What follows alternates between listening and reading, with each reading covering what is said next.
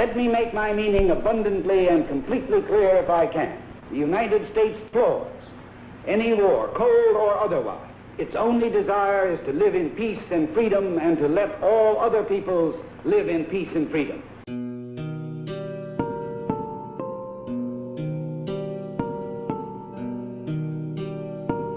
It's actually been an open secret for decades, but for the first time now, the CIA has released documents that show its role in the 1953 coup. That is the coup that toppled Iran's democratically elected Prime Minister. Mohammad Mossadegh had moved to nationalize oil production in Iran.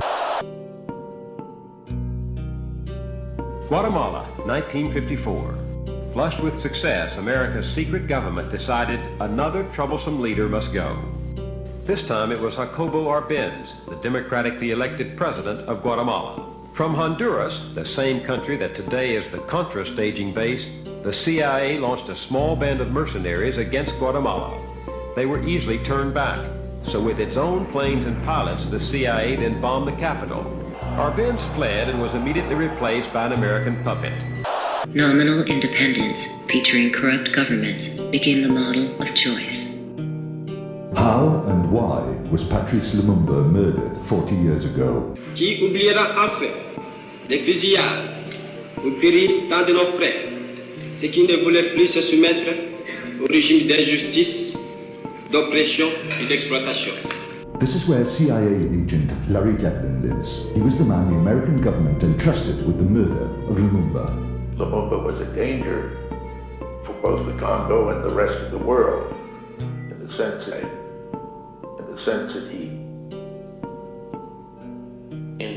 he was allowing the Soviets to come in.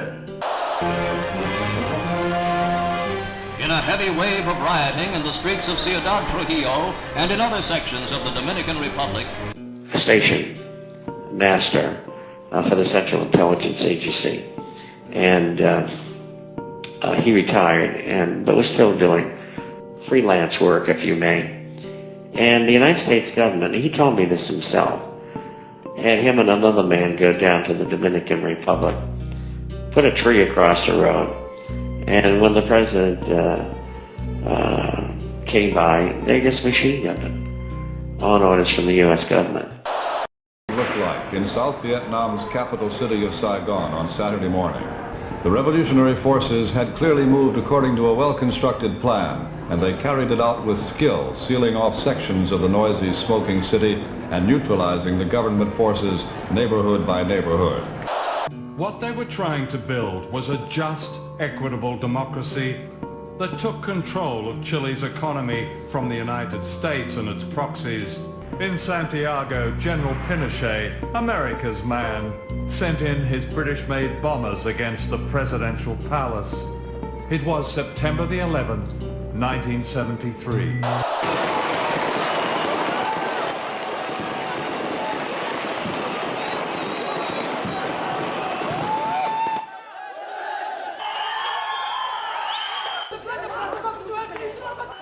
We are trying to make the world a better place.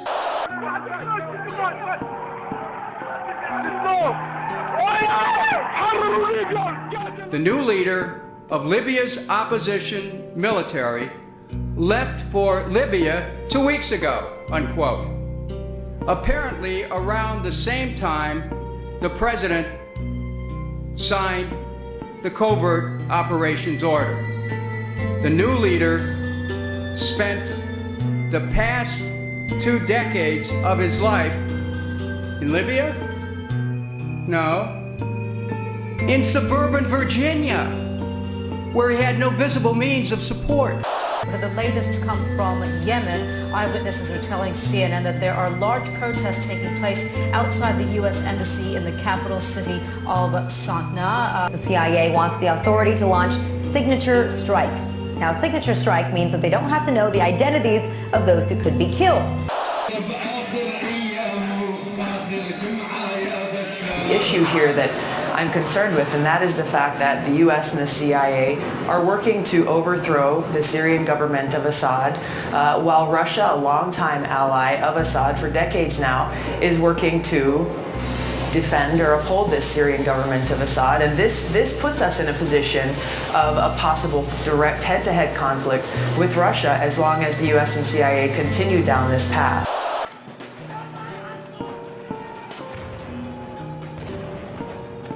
Because he was caught off balance by the protests in the Maidan and Yanukovych then fleeing after we had brokered a deal to transition power in Ukraine. We had brokered a deal to transition power in Ukraine. The cities which Kiev is now striving to force into submission are sitting on large, untapped reserves of natural gas. Это официальный сайт украинской компании «Бурисма», самого крупного производителя природного газа на Украине. Все ее директора – иностранцы. Да какие! Вот, знакомьтесь, управляющий фирмы Хантер Байден, родной сын действующего вице-президента Соединенных Штатов Америки Джо Байдена. The economic interest in this case is what's driving the coup regime in Kiev to launch military action against its own citizens. Депутати, які приїхали, що вони общалися з людьми, які були на блокпостах, які просять, випрошують, виривають команду порвати сепаратистів, дайте їм таку можливість. Дайте їм таку можливість. Нехай воюють, нехай заключають договір. Мене ніхто не питався, чи я сьогодні готовий вбити людину.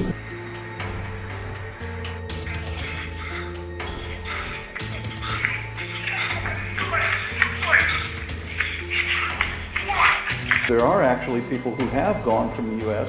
and helped Nazi battalions in Ukraine and returned to the U.S. without prosecution. English-speaking foreigners in Ukraine's army uniform in the port city of Mariupol. Stop, скажите, что это?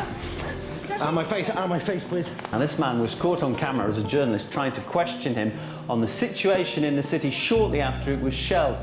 Documents from George Soros's Open Society Foundations show persistent efforts by the organization to influence the political process in Europe. You have influence on the part of the principal policymaker, not only towards Russia, but towards Eastern Europe. Yes. The country where I'm most engaged and we are really working together is Ukraine. Yes.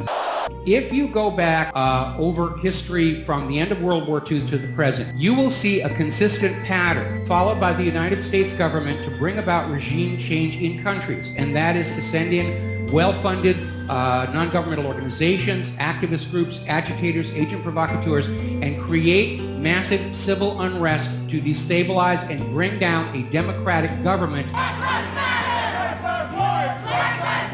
Protests across the nation continued throughout the entire weekend. We're in a very, very critical point in the history of this country. Don't burn it down we need in our community. Take that to the suburbs. Tuesday, President Obama will be trying to calm racial tensions that his own behavior has done much to aggravate. The organizers used the phrase Black Lives Matter was not because they said they were suggesting nobody else's lives matter. Rather, what they were suggesting was there is a specific problem that is happening in the African American community that's not happening in other communities. Once you strip away the myths, the lie, the propaganda, all that remains are the facts. Lies put out and repeated over and over again by the President of the United States are not a substitute for empirical research.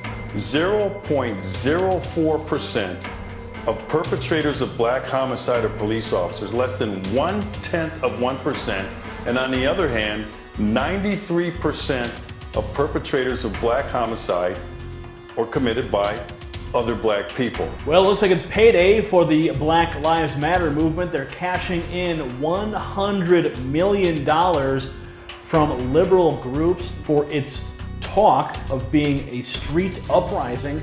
Black Lives Matter is increasingly awash in cash. And there is no rule that says they can't use those tactics they've used in so many other countries on the United States to bring down the democratic government, the remnants of the constitutional republic, and complete the transition of the United States into a true dictatorship. You gonna be a race war? You just gonna be a race war? I might. That's what it's looking like, honestly.